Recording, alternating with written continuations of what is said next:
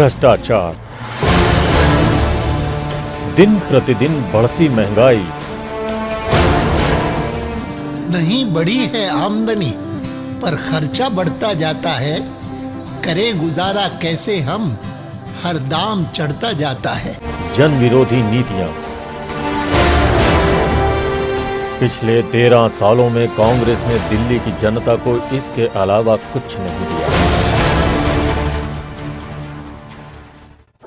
आज से 3 महीने पहले इसी स्थान पर 40 दिन की भ्रष्टाचार के खिलाफ जो यात्रा थी, उसका समारोह हुआ था।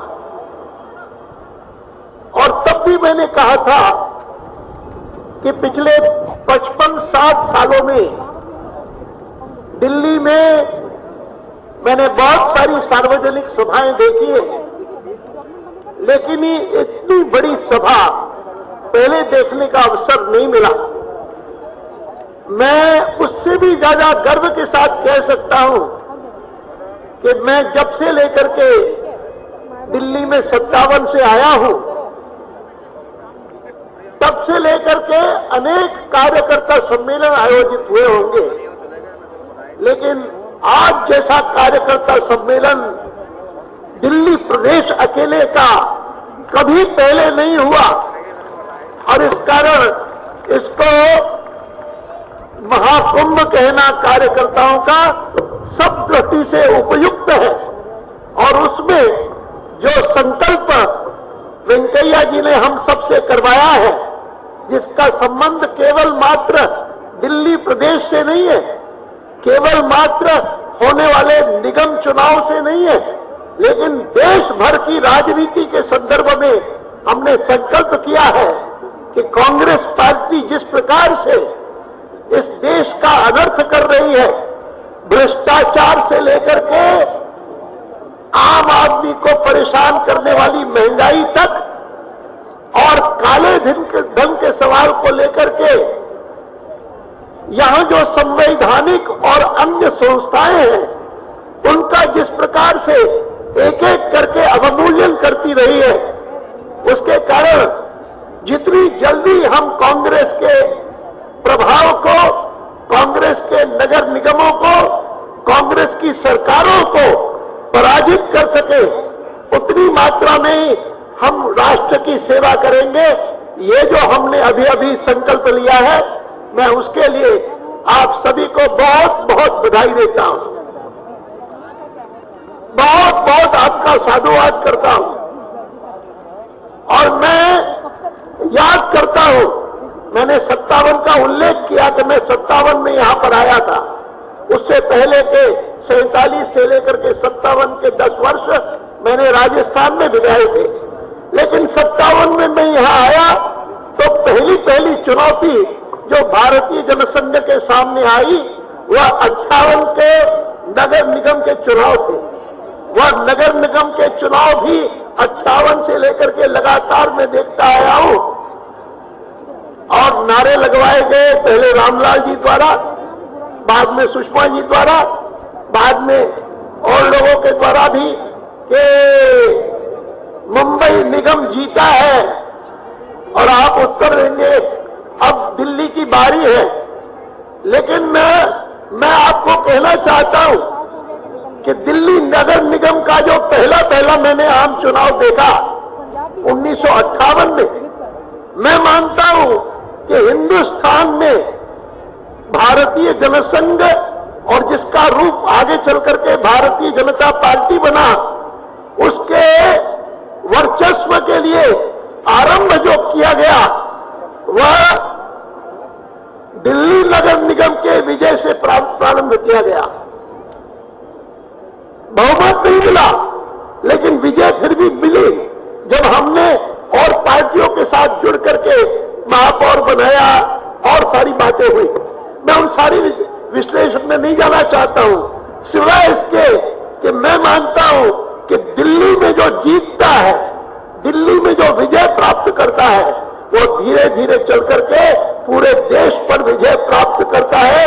ये पहले सिद्ध हुआ, एक बार फिर से इस बार के अप्रैल में होने वाले चुनाव से हम सभी जो महाकुंभ के रूप में यहां पर एकत्र हुए हैं, एक बार प्रमाणित करके दिखाएं।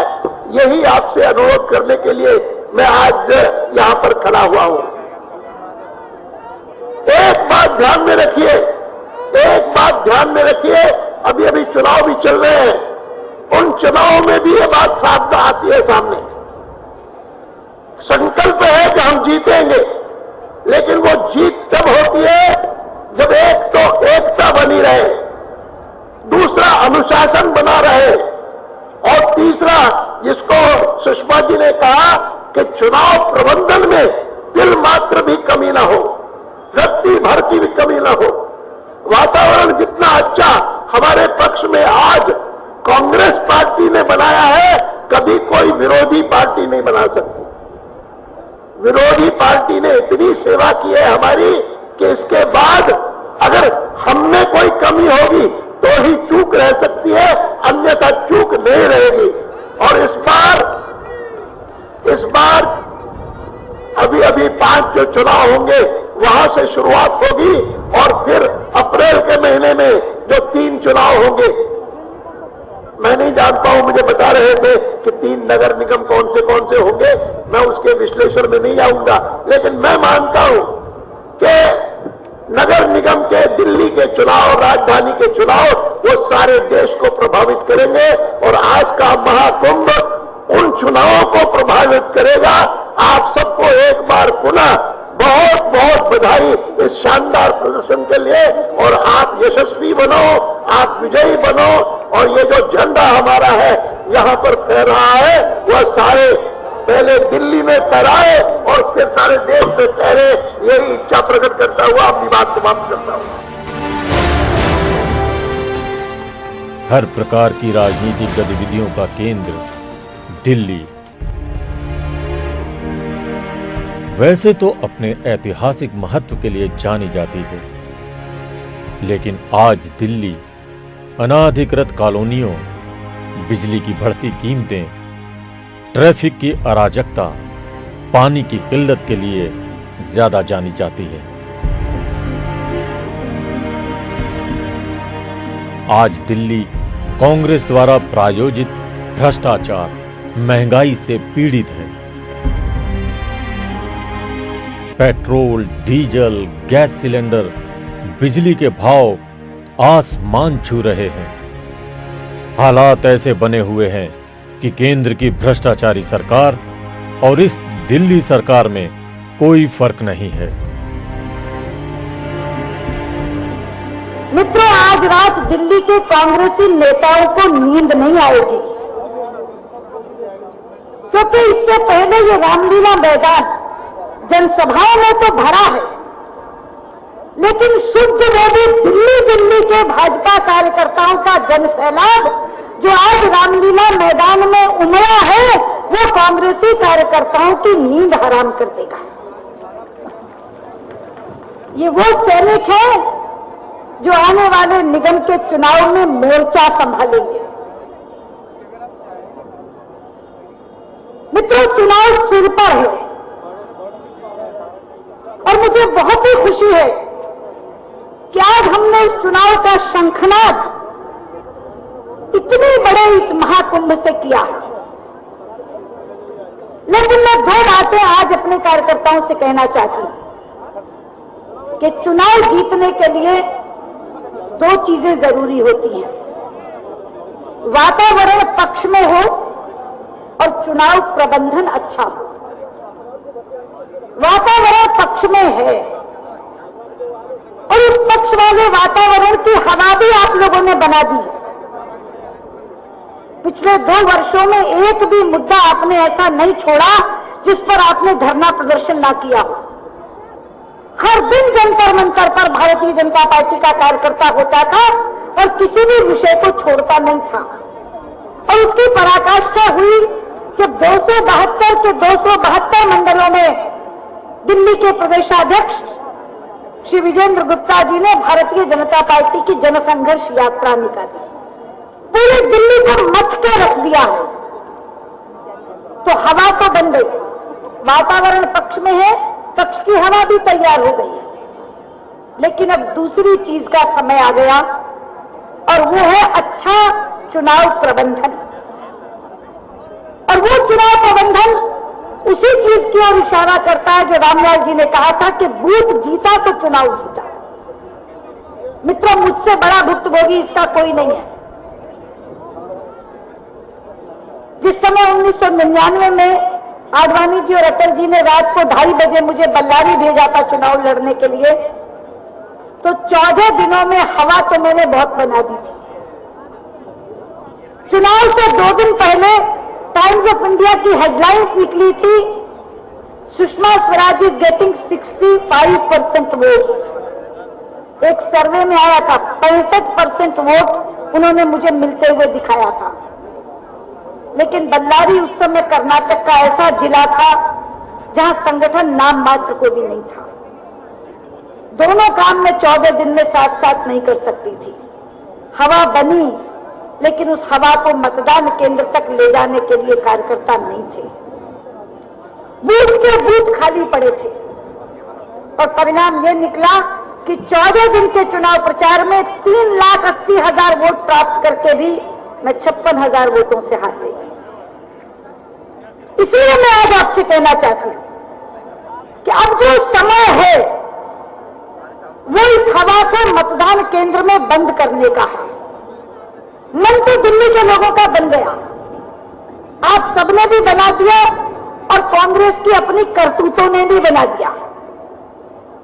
इतने मुद्दे उन्होंने दिए हैं, इतने मुद्दे उन्होंने हमारी झोली में डाले हैं कि हर वर्ग के लिए हमारे पास अलग मुद्दा है। महंगाई का मुद्दा महिलाओं को छूता है, भ्रष्टाचार का मुद्दा युवाओं को छूता है, काले धन का मुद्दा पढ़े लिखे प्रबुद्ध जन को छूता है, खुदरा व्यापार में विदेशी पूंजी का मुद्दा व्यापारियों को छूता है, आरक्षण में कटौती का मुद्दा पिछड़े वर्ग के लोगों को छूता है और धर्म आधारित आरक्षण का मुद्दा देश के राष्ट्रभक्तों को छूता है। इतने मुद्दे हैं हमारे पास और इसके साथ दिल्ली के मुद्दे जुड़ जाते हैं। जब हम महिलाओं से महंगाई की बात करते हैं तो दिल्ली में बिगड़ती हुई कानून व्यवस्था और महिलाओं की असुरक्षा की बात कर सकते हैं। जब हम भ्रष्टाचार की बात करते हैं तो दिल्ली में CWG के द्वारा जिस तरीके से दिल्ली सरकार ने खाया है उसकी बात कर सकते हैं। दिल्ली की अनधिकृत कॉलोनियों की बात कर सकते हैं, दिल्ली की बिजली की व्यवस्था की बात कर सकते हैं, पानी की व्यवस्था की बात कर सकते हैं। दिल्ली वासी जिस तरह से त्रस्त हैं उसके कुशासन की बात कर सकते हैं। लेकिन जिस वर्ग से बात करने के लिए जाएं उसी वर्ग की बात उससे करें, पूरा सिलेबस पढ़ाने ना बैठ जाए। समय कम होता है, उसी सीमित समय में हर व्यक्ति को छूना है, तो साहित्य तैयार करें इन तमाम मुद्दों को लेकर, जो मुद्दे देश को प्रभावित करते हैं, जो मुद्दे दिल्ली को प्रभावित करते हैं, उसे रट लें और फिर एक एक घर पर दस्तक दें। एक एक घर पर एक बार 2 बार नहीं, 3-3 बार दस्तक दें। उसी वर्ग के लोगों से उनको छूने वाले मुद्दों की बात करें और एक अच्छा बूथ प्रबंधन इसकी तैयारी करें। लेकिन दूसरी बात जो मैं कह रही हूं वो इससे भी अहम है। मित्रों, हमारे पास हर वार्ड में एक ही स्तर के अनेक कार्यकर्ता हैं। ये हमारी पूंजी भी है और यही हमारी लायबिलिटी भी है, यही हमारा एसेट भी है। यही बात हमारे पक्ष में भी जाती है और यही बात हमारे विरोध में भी जाती है। क्योंकि समान स्तर के जब 10 कार्यकर्ता होते हैं तो भैया जो राजनीति में आया वो खड़ताले बजाने तो आया नहीं, वो महत्वाकांक्षा भी लेकर आया है, वो दावेदारी भी करता है। दावेदारी करने तक कोई दिक्कत नहीं, कोई कठिनाई नहीं। लेकिन आप जानते हैं कि नियम यह है कि एक ही को टिकट मिलना है। अब जिस कार्यकर्ता को टिकट मिलना है इसका मतलब ये नहीं कि बाकी के समान स्तर के कार्यकर्ताओं को हमने नकार दिया है या उनके महत्व को हमने कम करके आंका है। टिकट वितरण के समय बहुत से समीकरण देखने पड़ते हैं, बहुत सी चीजें देखनी पड़ती हैं। बराबर वाले वार्ड में किसको मिला, इसलिए यहां किसको देना, कम महत्व के कारण नहीं है। लेकिन जब सत्ता आती है मित्रों तो बांटने के लिए बहुत कुछ होता है। अगर एक टिकट नहीं मिली तो कोई दूसरा पद मिलेगा, दूसरा पद नहीं मिला तो कोई तीसरी जिम्मेदारी मिलेगी। लेकिन एक नई संस्कृति पैदा हुई है कि जिसको टिकट नहीं मिला वो इकट्ठे होकर कहता है इसको निपटा दो। और ये निपटाने की संस्कृति में व्यक्ति तो नहीं निबटता, उसके साथ साथ पार्टी निबट जाती है। इसलिए आज कार्यकर्ताओं को कहने आई हूं, क्योंकि ये जनसभा नहीं है, शुद्ध मेरे सैनिक सामने बैठे हैं, मेरे कार्यकर्ता सामने बैठे हैं, जिन पर गर्व है मुझे, वो मेरे सामने बैठे हैं। इसलिए कहना चाहती हूं, ये निपटाना शब्द अपने शब्दकोश से निकाल देना। जिसको भी टिकट मिले, एक ही नारा, जिसके हाथ में कमल वही होगा सफल। जिसे कमल का फूल मिल जाए उसके लिए फिर सारे कार्यकर्ता जी जान से लग जाए, क्योंकि कांग्रेस हमें हरा नहीं सकती। कांग्रेस तो आज ही हार गई, कांग्रेस हमें हरा नहीं सकती, लेकिन हम अपने आप को हराने के लिए खड़े ना हो जाएं। इसलिए मेरा आपसे विनम्र निवेदन है मित्रों कि ये जो कार्यकर्ताओं की पूंजी आज खड़ी है, ये पोटली में पूंजी बनकर ही रहे, ये लायबिलिटी ना बन जाए। इसलिए मेरा आपसे निवेदन है, अपील है कि जिस जोशो खरोश से आज आए हो, जिस उत्साह से आज इस कार्यकर्ता महाकुंभ में भाग ले रहे हो, जो हवा पूरी दिल्ली में आपने बनाई है, जो लोगों का मन आपके प्रति बना हुआ है, उस मन को मत में परिवर्तित करने के लिए एक एक कार्यकर्ता जुट जाए, उस हवा को मशीन में दर्ज करवाए और दिल्ली नगर निगम में पहले और दिल्ली विधानसभा में बाद में भारतीय जनता पार्टी का परचम लहराए। हम एक संकल्प भी आज आपको देने वाले हैं, लेकिन वो संकल्प केवल शब्दों तक सीमित ना रह जाए, उसका गहन अर्थ हम जिंदगी के अंदर उतार के अपने आचरण में वो संकल्प लेकर के आए। यही मुझे आपसे निवेदन करना है। इस दौर में केंद्र सरकार मूक दर्शक बनी हुई है।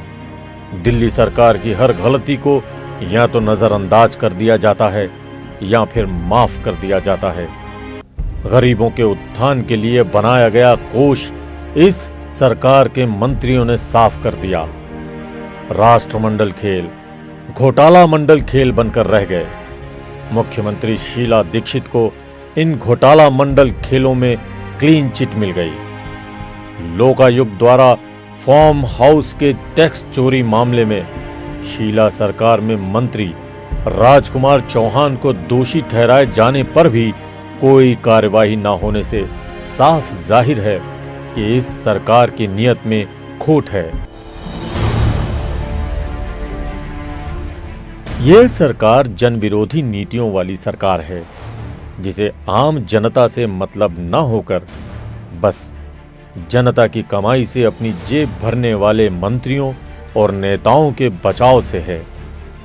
हद तो तब हो गई जब इस सरकार ने लोकतंत्र की हर मर्यादा को भी तोड़कर बड़ी बेशर्मी से दिल्ली पुलिस द्वारा बाबा रामदेव और उनके समर्थकों पर आधी रात को ही हमला करवा दिया। राजबाला नाम की महिला को इतना पीटा गया कि उसकी मौत हो गई। अन्ना हजारे को भी दिल्ली पुलिस ने जेल में डाल दिया। इस सरकार ने जनता की आवाज को हर तरह से दबाने का प्रयास किया। मित्रों, हाल में महाराष्ट्र और मुंबई में चुनाव हुए थे। विशेषज्ञों को, पर्यवेक्षकों को लगता था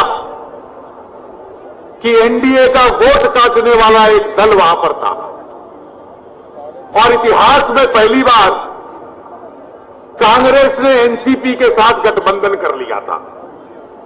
यह दोहरा लाभ कांग्रेस को था और फिर भी एनडीए की भारी जीत हुई और कांग्रेस की भारी हार हुई। इसका कारण बड़ा स्पष्ट है कि आज पूरे देश के अंदर कांग्रेस विरोधी मूड देश की जनता और मतदाताओं में एक प्रकार से हावी हुआ है और इस कांग्रेस विरोधी मूड का हावी होना आने वाले 6 मार्च को जब 5 राज्यों की विधानसभाओं के परिणाम आएंगे तो उस परिणाम में भी ये स्पष्ट देखने को मिलेगा। इसका कारण बड़ा स्पष्ट है। इस देश के लोग पिछले 7.5 साल 8 साल से चल रही यूपीए की सरकार से तंग आ चुके हैं। यह सरकार ऐसी है कि देश की अर्थव्यवस्था का नियंत्रण नहीं कर पाई। यह सरकार ऐसी है जो बढ़ती हुई कीमतों को रोक नहीं पाई। यह सरकार ऐसी है जो देश को नेतृत्व नहीं दे पाई। यह कैसे संभव है कि देश के प्रधानमंत्री डॉक्टर मनमोहन सिंह हो और उनकी मंत्रिपरिषद का सदस्य कल ये कह दे कि आज रात 12 बजे तक हम चाहें तो कोई दूसरा व्यक्ति प्रधानमंत्री बन सकता है। यह इस बात की गवाही है कि इस देश के प्रधानमंत्री के नेतृत्व की साख और इकबाल उसकी अपनी पार्टी ने समाप्त कर दी है। सरकार निर्णय नहीं ले पाती। भ्रष्टाचार चरम सीमा तक पहुंच चुका है। एक के बाद एक कांड, केंद्र सरकार का कॉमनवेल्थ गेम का कांड हो, 2G का घोटाला हो, भ्रष्टाचार आसमान तक पहुंच चुका है और सारा समाज उस भ्रष्टाचार से आज परेशान होकर विरोध और विद्रोह की स्थिति में खड़ा है। मित्रों, इस परिस्थिति में आने वाले सप्ताहों में दिल्ली के अंदर नगर निगम का चुनाव होगा। उसके बाद दिल्ली की विधानसभा का चुनाव होगा। केंद्र सरकार की आयु कितनी है यह भी किसी को मालूम नहीं है। दिल्ली का परिणाम केवल दिल्ली की राजनीति के ऊपर निर्भर नहीं होता। दिल्ली का चुनाव निर्भर होता है दिल्ली के अतिरिक्त देश का राजनीति का मूड कैसा है। परिस्थिति हमारे पक्ष में है। पार्टी के सभी कार्यकर्ता एकजुट होकर जिस हिम्मत के साथ, जिस उत्साह के साथ इस सम्मेलन में आज आप आए हो, आज से इस चुनाव की तैयारी आरंभ कर दो और एक और विजय भारतीय जनता पार्टी के शीर्ष नेतृत्व के चरणों में लाकर रख दो, जो एक प्रकार से नींव रखेगी इस देश की राजनीति का एजेंडा बदलने की और केंद्र की सरकार को भी बदलने की। आप सबका बहुत बहुत धन्यवाद। भाजपा ने संसद हो या सड़क, हर जगह कांग्रेस की गलत नीतियों के खिलाफ जनता की आवाज बुलंद की है। इस रामलीला मैदान में बहुत सी रैलियां देखी हैं, पर आज तक इतना बड़ा कार्यकर्ता सम्मेलन नहीं देखा है। इसके लिए मैं बहुत बहुत बधाई देना चाहता हूं। ये जो आप देख रहे हो ना, इतनी हवा बह रही है, ये जो आप देख रहे हो इतनी हवा बह रही है, ये कोई और हवा नहीं, भारतीय जनता पार्टी की हवा बह रही है जो दिल्ली के अंदर सबको साफ कर देगी। दोस्तों, अभी मैं उत्तर प्रदेश से आ रहा हूं। पिछले दिनों के अंदर उत्तर प्रदेश, पंजाब, उत्तराखंड के अंदर चुनाव हुए। कांग्रेस का दम देखिए, भ्रष्टाचार और महंगाई के साथ मैदान में उतर रही है। एक तरफ कांग्रेस के ऊपर भ्रष्टाचार और महंगाई के दाग हैं, दूसरी तरफ कांग्रेस ने इस बार बिल्कुल न्यायी खेला खेला। आपको ध्यान होगा कि कांग्रेस के दो मंत्रियों ने, सलमान खुर्शीद और देवी प्रसाद ने, इस देश के अंदर पहली बार धर्म के आधार के ऊपर आरक्षण की मांग की कि अल्पसंख्यकों को ओबीसी कोटा काट के 4.5% इनको आरक्षण दिया जाना चाहिए, 9% देना चाहिए आरक्षण। बीएसपी और एसपी कहती है जनसंख्या के आधार पर आरक्षण देना चाहिए, पर भारतीय जनता पार्टी कहती है जब तक बीजेपी रहेगी तब तक आरक्षण के नाम पर, इस देश धर्म के नाम पर इस देश के अंदर आरक्षण नहीं दिया जाएगा। ये भारतीय जनता पार्टी साफ तौर से कहती है। कांग्रेस देश के टुकड़े करने के अंदर लगी है। पंडित जवाहरलाल नेहरू ने देश का विभाजन होने दिया। उन्होंने देश का विभाजन होने दिया ताकि जल्द से जल्द सत्ता प्राप्त कर ले वो जी। आज राहुल और उसकी कांग्रेस भी देश का विभाजन धर्म के आधार पर करना चाहती है। कार्यकर्ता बंधुओं, ये तीनों चुनाव साधारण नहीं थे, किंतु उसके साथ साथ अब जो दिल्ली नगर निगम का भी चुनाव आ रहा है वो भी साधारण नहीं है। और मैं यहां से ऐलान करना चाहता हूं, जितने हजार कार्यकर्ता पूरी ताकत कर्मठता के साथ यहां बैठे हुए हैं, अगला दिल्ली नगर निगम का चुनाव कोई और नहीं, भारतीय जनता पार्टी जीतेगी। मैं आप सब लोगों को बताना चाहता हूं। चुनाव कौन जीतेगा? आप बोलना, भारतीय जनता पार्टी जीतेगी। चुनाव कौन जीतेगा? मुझे सुनाई नहीं दिया, एक बार दोनों हाथ खड़े करके बोलना, चुनाव कौन जीतेगा? ये भारतीय जनता पार्टी इसलिए चुनाव जीतेगी कि पिछले 13 साल के अंदर मुख्यमंत्री शीला दीक्षित जो नई धोई घूमती रहती हैं, मैंने उनको चुनौती दी है 1 साल के रिपोर्ट के ऊपर। शीला दीक्षित किसी मंच पर, किसी टेलीविजन पर, कहीं पर आकर यह फैसला कर ले कि उन्होंने दिल्ली के लिए क्या काम किया है। वो शीला दीक्षित दिल्ली की मुख्यमंत्री आज तक के भी इसी अनधिकृत कॉलोनी में गई नहीं। बोलो गई? आज तक वो शीला दीक्षित किसी गांव के अंदर उसने पैर नहीं रखा। बोलो रखा? उसने पैर नहीं रखा। आज तक वो शीला दीक्षित किसी झुग्गी झोपड़ी के अंदर कभी उसने दर्शन नहीं दिए। बोलो दर्शन दिए? आप सब लोग जानते हैं ऐसे शीला दीक्षित ने इन तीनों क्षेत्रों के लिए काम नहीं किया जाता। 1600 अनधिकृत कॉलोनी, इसी मंच से खड़े होकर मैंने कहा था, अनधिकृत कॉलोनी के जब भाई इकट्ठे हुए थे कि भाई ये प्रोविजनल सर्टिफिकेट नहीं है, ये लॉलीपॉप है। क्या है ये? लॉलीपॉप है, इसको चूस मत जाना। सबके सब चूस गए, कांग्रेस को वोट दे दिया जाके। आज एक भी कॉलोनी नियमित नहीं हुई है और ना नियमित होगी जब तक ये कांग्रेसी रहेंगे जाके। यहीं से खड़ा होकर मैंने कहा था कि ये कांग्रेस रही तो आपके घरों के अंदर डाका डाल देगी जी। आज बिजली के नाम पर उसने जो डाका डाला है, पहले 22% रेट बढ़े। ध्यान से सुन लेना मेरी बात को। पहले 22% रेट बढ़े और अभी सरचार्ज के नाम पे 5% रेट बढ़े। और इसके बाद जिस दिन ये कॉर्पोरेशन का इलेक्शन खत्म होगा, आपके घरों के अंदर 30% बिजली के दाम और बढ़ जाएंगे। समझ लेना बात को।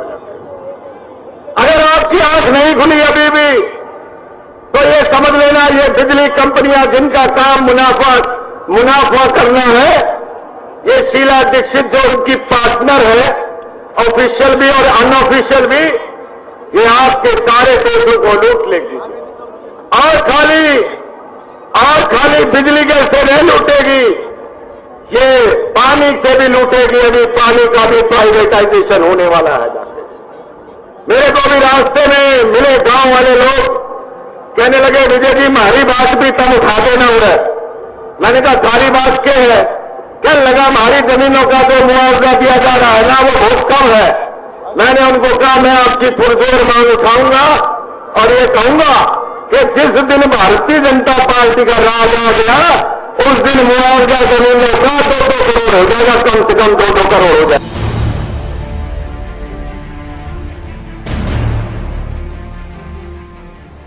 संसद घेराव, जन चेतना यात्रा, जन संघर्ष यात्रा के द्वारा भाजपा ने इस सरकार की सारी पोल खोल कर रख दी। इतने ज्यादा भ्रष्टाचार के मामले सामने आए, उन सबको बचाने का काम किया जा रहा है।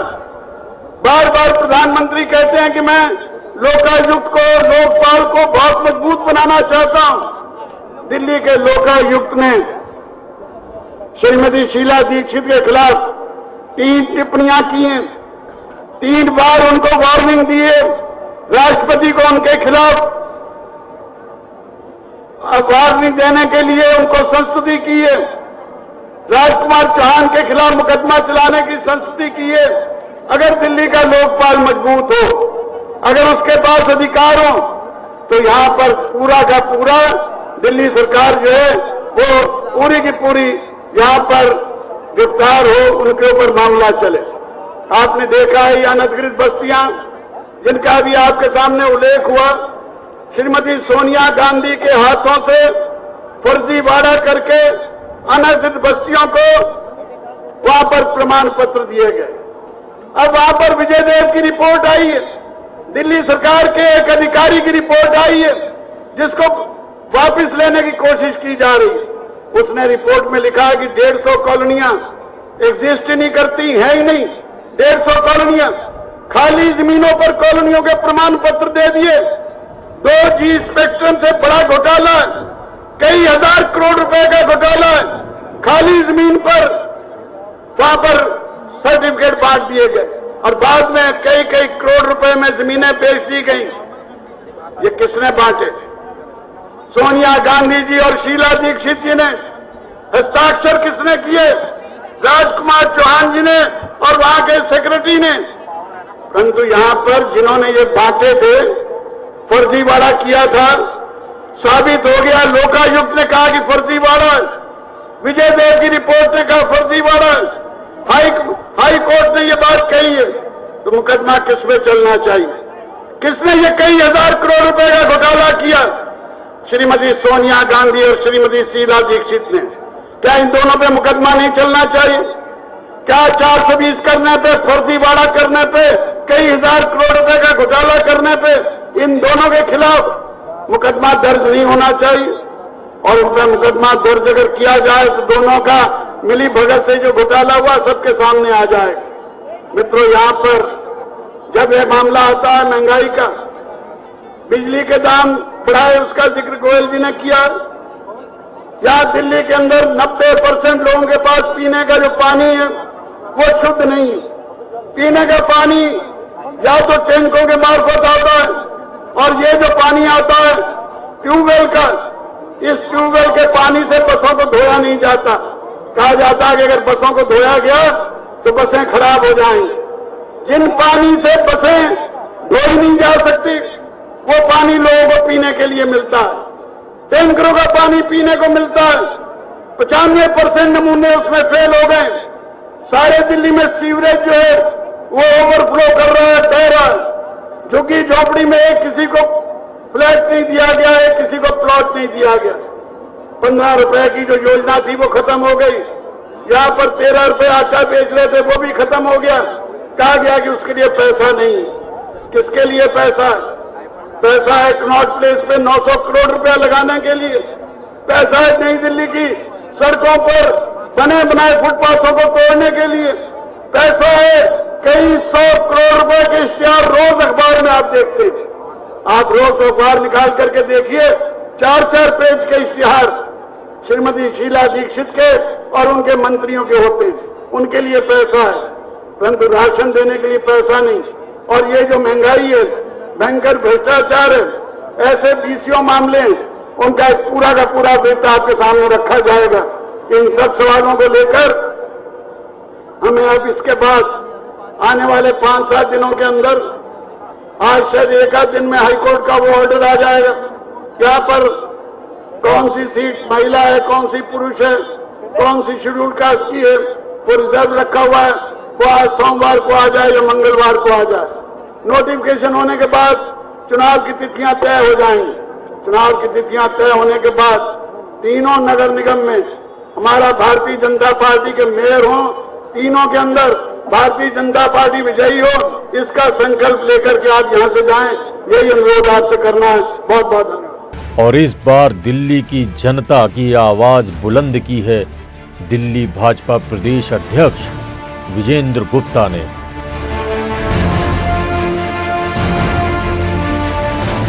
दिल्ली की जनता का दर्द महसूस करते हुए उनके लिए निकल पड़े जन संघर्ष यात्रा पर।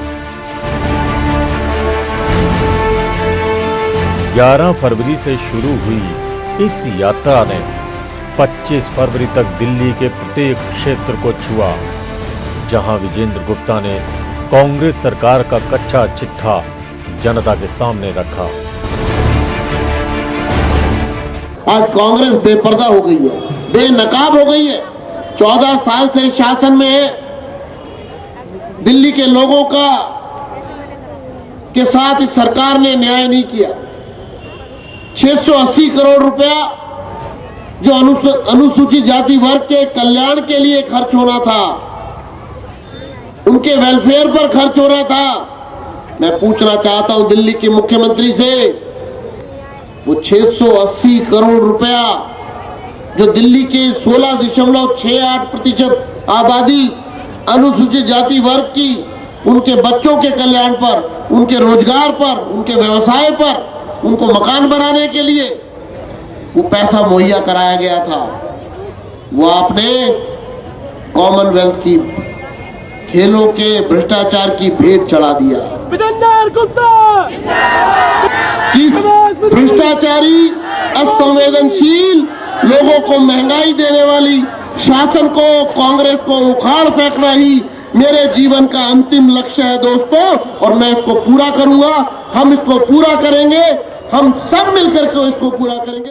जन संघर्ष यात्रा वाकई एक संघर्ष था, एक आंदोलन था, एक मजदूर की आवाज थी गरीब की, मेहनतकश की, व्यापारी वर्ग की, हर वर्ग की आवाज थी, और आवाज थी कांग्रेस के कुशासन के खिलाफ।